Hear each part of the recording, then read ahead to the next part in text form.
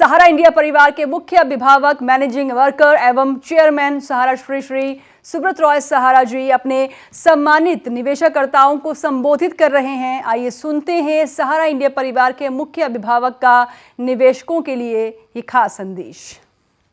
मेरे सम्मानित निवेशकर्ता साथीगण, सर्वप्रथम मैं ये कामना करता हूँ, ईश्वर से प्रार्थना करता हूँ कि कोरोना महामारी के इस दूसरे कठिन दौर में आपका जीवन पूर्णतः सुरक्षित रहे और आप सपरिवार स्वस्थ रहे। हमारा और आपका 43 वर्षों का लंबा साथ है। आपके साथ हमारे रिश्ते केवल व्यवसाय के ही नहीं है, बल्कि पारस्परिक विश्वास और भावनाओं के भी हैं। हमने आप निवेशकर्ता साथियों के हितों को हमेशा सर्वोच्च प्राथमिकता दी है। ये हमेशा चाहते रहें कि आपका देय भुगतान समय पर हो, जैसा कि हम करते भी रहे हैं।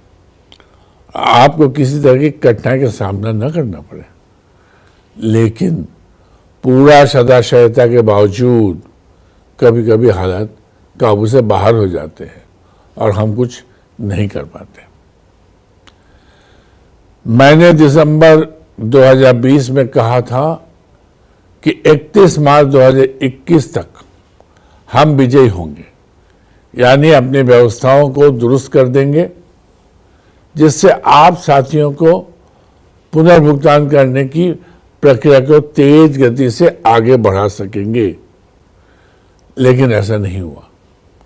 हम मानकर चल रहे थे कि कोरोना की पहली लहर का जो प्रभाव था वो समाप्त हो जाएगा और हमारी व्यावसायिक गतिविधियों फिर से रफ्तार पकड़ लेगी।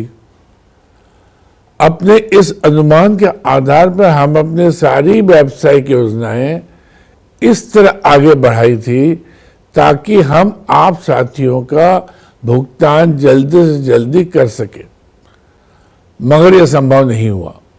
और आज 31 मार्च के बाद मैं दोषी होने के कटघरे में खड़ा हूं, लेकिन मैं पूरी तरह सोच समझ कर कहना चाहता हूं कि मैं और संस्था का प्रबंधक इसके लिए जिम्मेदार नहीं है। हम दोषी नहीं हैं, हमसे कतई कोई गलती नहीं हुई है।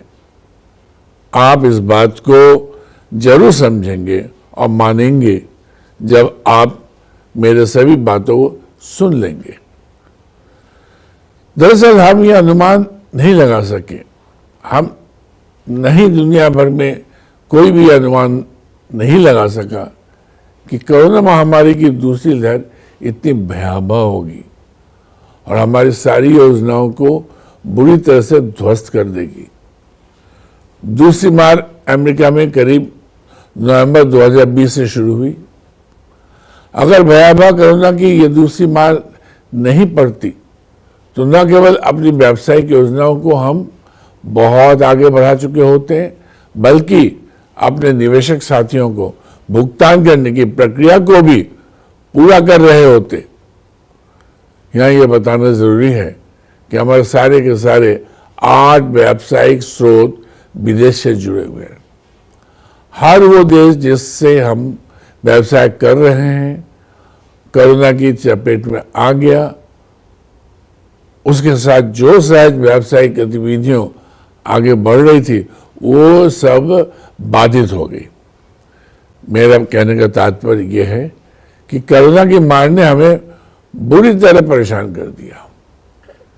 अमेरिका एवं कई अन्य देशों में कोरोना की दूसरी खतरनाक लहर आने पर दीर्घकालिक लॉकडाउन हो गया।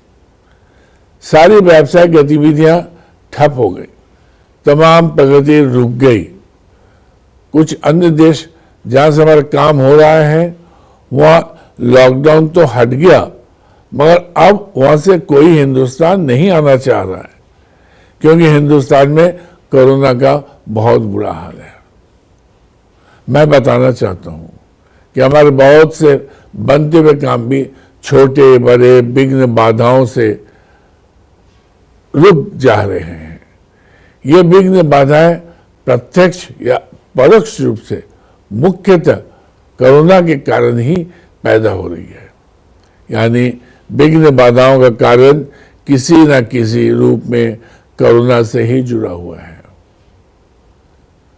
पिछले महीनों में हमारे सामने कैसे कैसी परिस्थितियां पैदा हुई, इसकी एक छोटी सी तस्वीर आपके समक्ष रख रहा हूं।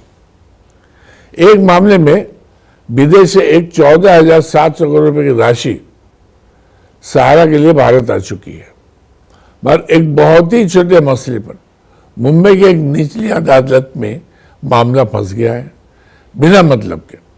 मुंबई में कोरोना से लॉकडाउन के चलते निचली अदालत कभी कभी 4 घंटे के लिए खुल रही है, मगर उच्च न्यायालय के आदेशानुसार केवल जमानत एवं रिमांड के मामलों को ही सुनवाई की जा रही है।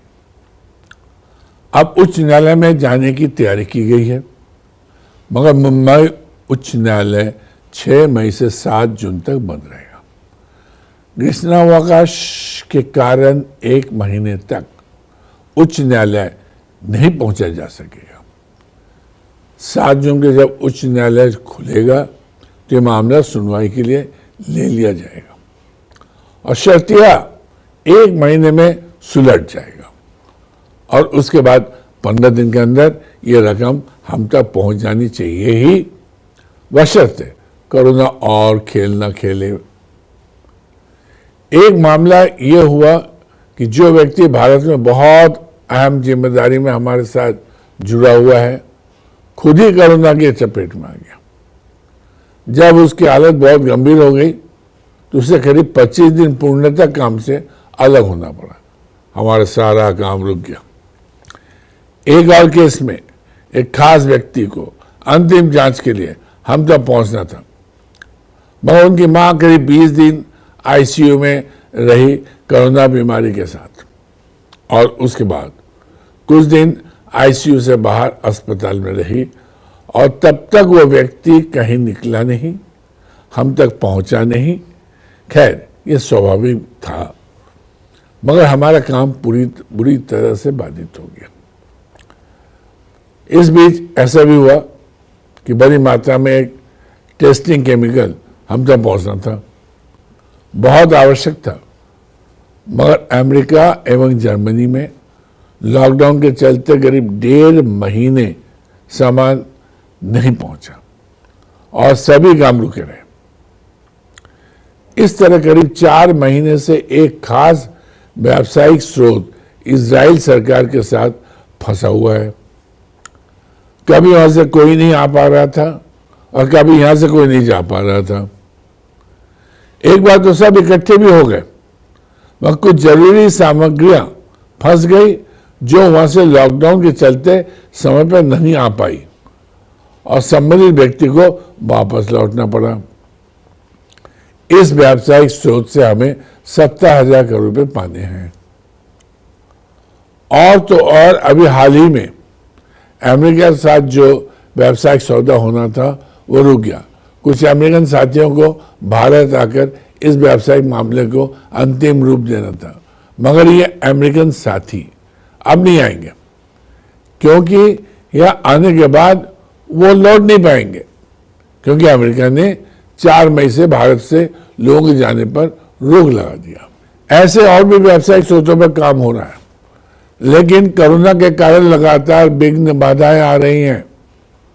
8 व्यावसायिक स्रोत पर हम कार्य कर रहे हैं।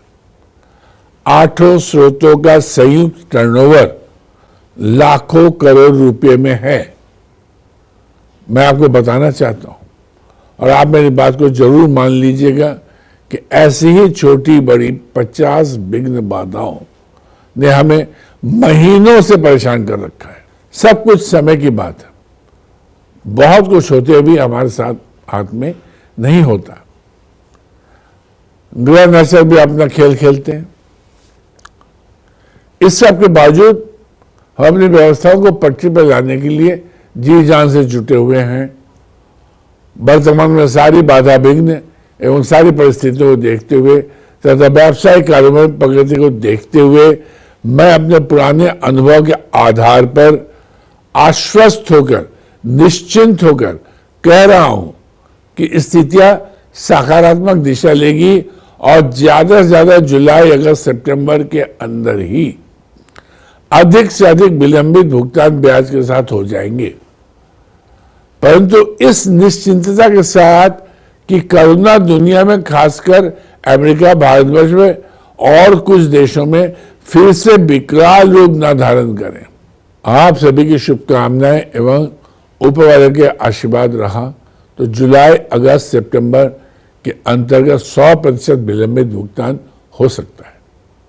आप मेरे इस विश्वास को हमेशा याद करेंगे कि हम विलंबित ब्याज सहित शीघ्र ही भुगतान करेंगे। आपने बहुत तकलीफ उठाई है और अभी भी बहुत तकलीफ में है। मार्च तक तकलीफ दूर हो जानी चाहिए थी, मगर नहीं हुई।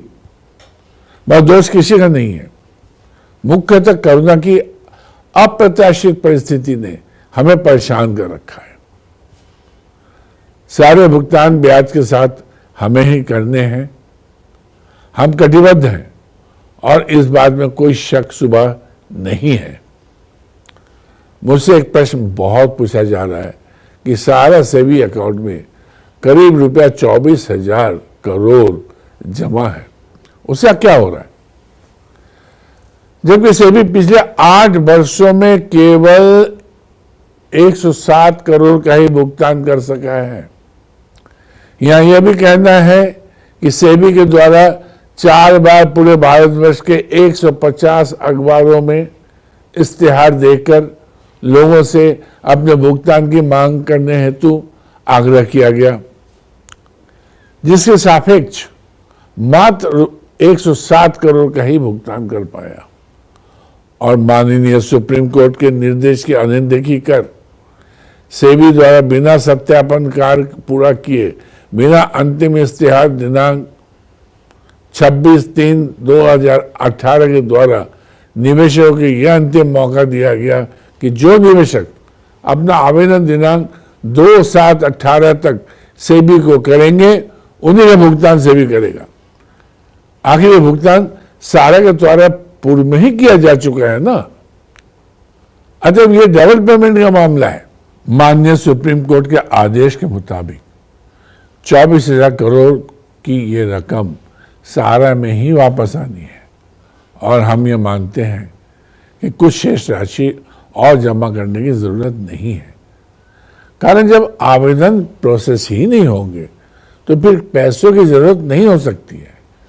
लेकिन ये दुर्भाग्यपूर्ण स्थिति है कि पिछले 14 महीने से हमें माननीय सुप्रीम कोर्ट में कोई तारीख ही नहीं मिली, जबकि हमारे काफी सारे एप्लीकेशन फंड डिमांड के साथ लंबित है।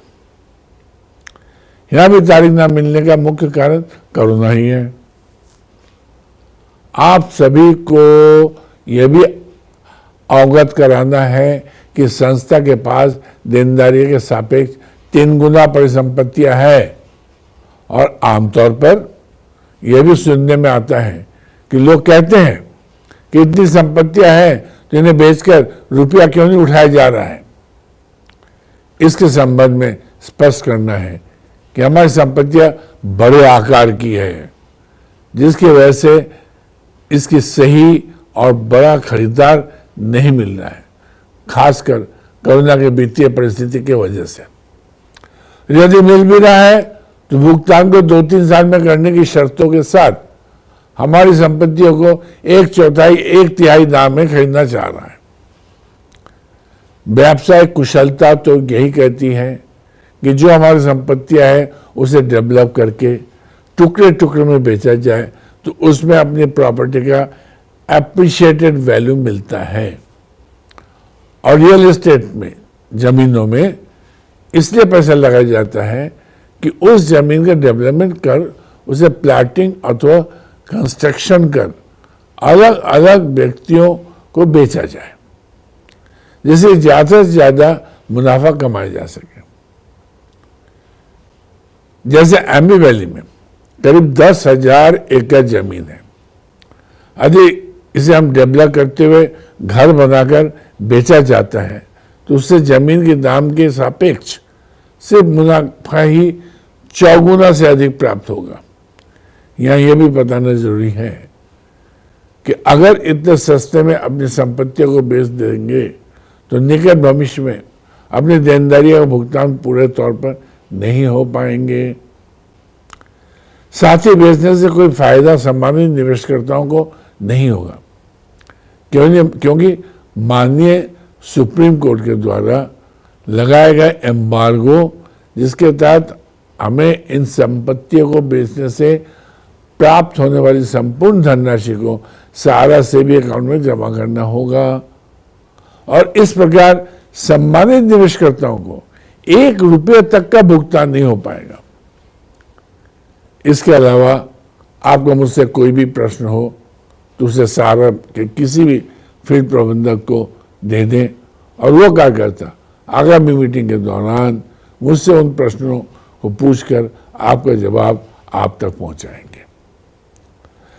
अपनी बात समाप्त करने से पहले मैं आप सबसे एक अनुरोध अवश्य करना चाह रहा हूं कि इस दौर में कतई लापरवाही ना बरतें।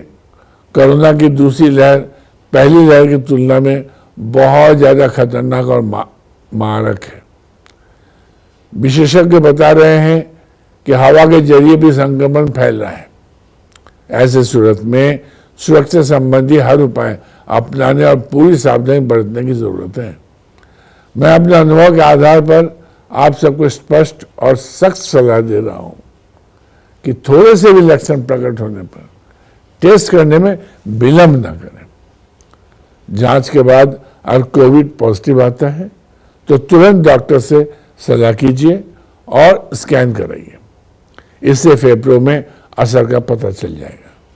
साथ ही खून की जांच जरूर कराइए, जिसमें करीब 7 जांच होते हैं। उन जांच से पता चलेगा कि खून पतला करने की दवा देनी है कि नहीं, और देनी है तो कितनी मात्रा में देनी है। साथ ही यह भी पता चलता है कि स्टेरॉइड देना है कि नहीं, और देना है तो कितना देना है। ऐसे बहुत सारे लोग ऑक्सीजन वगैरह की कमी से मर रहे हैं और उससे कहीं ज्यादा लोग समय से स्कैन और खून की जांच नहीं हो पाने के कारण मर रहे हैं। यानी उन्हें समय से खून पतला करने की दवा या स्टेरॉइड नहीं मिल पा रहे हैं। इस समय सबको बहुत ज्यादा सावधानी बरतने की जरूरत है और मेरे बताए गए उपाय पर कड़ाई से अमल करने की जरूरत है। अगर आपका डॉक्टर नहीं समझता है, नहीं सुनता है, तो उस पर सख्ती से दबाव डालें और जांच अवश्य करवाएं ताकि उनके हिसाब से उचित इलाज तय हो सके। मैं ऊपर वाले से करवर्द प्रार्थना करता हूं कि आप सभी साथीगण कोरोना के मार से बचे रहें और सकुशल बने रहें। अंत में मैं यही कहना चाहूँगा कि आपका धरोहर सुरक्षित है और आप अपना प्यार एवं विश्वास हमारे ऊपर बनाए रखें। हम शीघ्र ही इन स्थितियों से उबर जाएंगे। दिनांक 31 मार्च के बाद आप सभी तक पहुंचने में विलंब हुआ, इसके लिए आप सभी से माफी चाहता हूं। इसका कारण यह था कि मैं स्वयं बुरी तरह से कोरोना के ग्रसित हो गया था। मुझे यह भी समाचार मिला है कि हमारे कार्यकर्ताओं एवं सम्मानित निवेशकर्ताओं के परिजन भी इस महामारी के कारण आकस्मिक मृत्यु को प्राप्त हुए हैं। इसके लिए मैं आत्मिक श्रद्धांजलि अर्पित करता हूं और मृत आत्मा की शांति के लिए प्रार्थना करता हूं। आप सभी बड़ों को मेरा प्रणाम एवं छोटों को प्यार भरा आशीर्वाद। सारा प्रणाम।